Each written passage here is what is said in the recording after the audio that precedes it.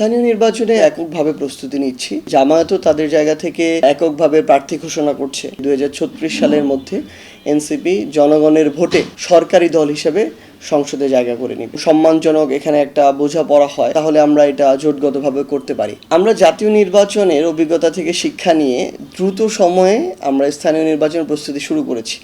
ইতিমধ্যে আমরা 5টা সিটি কর্পোরেশনের প্রার্থী ঘোষণা করেছি। আমরা 100টি উপজেলা এবং পৌরসভায় প্রার্থী ঘোষণা করেছি এবং খুব দ্রুত অন্যান্য উপজেলা, পৌরসভা এবং সিটি কর্পোরেশন আমরা প্রার্থী ঘোষণা করব। একই সাথে এখানে দুইটা কাজ হবে। আমাদের যারা প্রার্থী রয়েছেন তারা নির্বাচনের যে প্রস্তুতি, এটার জন্য একটা দীর্ঘ সময় পাচ্ছে, অন্তত 6 মাস।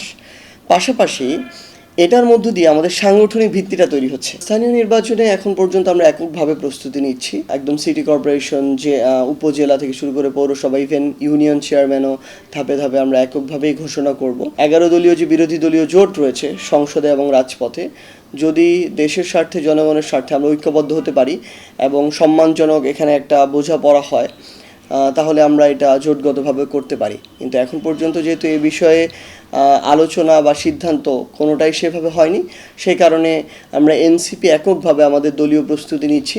কারণ দিন শেষে আমাদের তো এককভাবে আমাদের সাংগঠনিক ভিত্তির উপর আমাদের দাঁড়াতে হবে এবং আমরা এটাই স্বপ্ন দেখি যে 2036 সালের মধ্যে এনসিপি জনগণের ভোটে সরকারি দল হিসেবে সংসদে জায়গা করে নেবে। জামায়াতও তাদের জায়গা থেকে এককভাবে প্রার্থী ঘোষণা করছে এবং তাদের সাথে যখন আমরা প্রাথমিক আলোচনা করেছি বিভিন্ন রাজনৈতিক দলের সাথে, তাদের কথা হচ্ছে যেহেতু এটা স্থানীয় নির্বাচন, এখানে এখনই একটা সিদ্ধান্তে আসা কঠিন। আমরা এককভাবে আমাদের প্রস্তুতি গ্রহণ করি, তাহলে আমরা নিজেদেরকেও যাচাই করতে পারবো, পাশাপাশি নিজেদের সাংগঠনিক ভিত্তিটাও কিছুটা শক্তিশালী হবে। সে সময় গিয়ে যদি আমাদের মনে হয় যে জোট করাটা সামগ্রিকভাবে আমাদের সবার জন্য ভালো হবে, তাহলে আমরা হয়তো শেষ সময়ে কেউ কোনো জায়গায় স্যাক্রিফাইস করে একটা বোঝাপড়ার মধ্যে দিয়ে আমরা জোটের দিকে যাব। এখন পর্যন্ত বিএনপির স্থানীয় নির্বাচন সংক্রান্ত মন্ত্রণালয়ের মন্ত্রী জনাব তারেক রহমানের উপদেষ্টা থেকে যে মতামতগুলো এসেছে, এটা আসলে বিভ্রান্তিকর।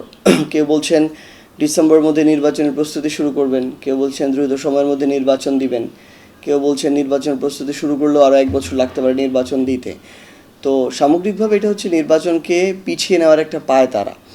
এবং এই বিএনপি যখন অন্তর্বর্তীকালীন সরকারের সময় বলছিল যে একটা অভ্যুত্থানের পর একটা জাতীয় নির্বাচন 3 মাসের মধ্যে দেয়া যায় কিংবা সর্বোচ্চ 6 মাসের মধ্যে দেওয়া সম্ভব, তাহলে ফেব্রুয়ারিতে জাতীয় নির্বাচন হয়ে যাওয়ার পরে একটা স্থানীয় নির্বাচন দিতে তাদের ভাষ্য অনুযায়ী তো সর্বোচ্চ 6 মাস লাগার কথা।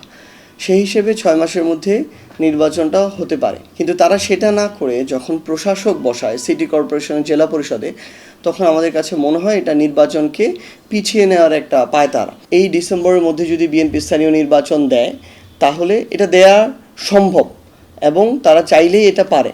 কিন্তু তারা এখন কি করবে বা কি করতে চাচ্ছে এটা খুবই অস্পষ্ট তাদের জায়গা থেকে। ক্ষমতায় আসার আগে বিএনপি যে কথাগুলো বলেছিল, এখন ঠিক তার বিপরীত কথাগুলো বলে। যেগুলো তারা বাস্তবায়ন করতে চেয়েছিল, এখন ওইগুলো সবার আগে বাতিল করে। তো এই কারণে মানুষ একটা নতুন কিছুর আকাঙ্ক্ষায় আছে, আমরা সেটার জন্য কাজ করে যাচ্ছি।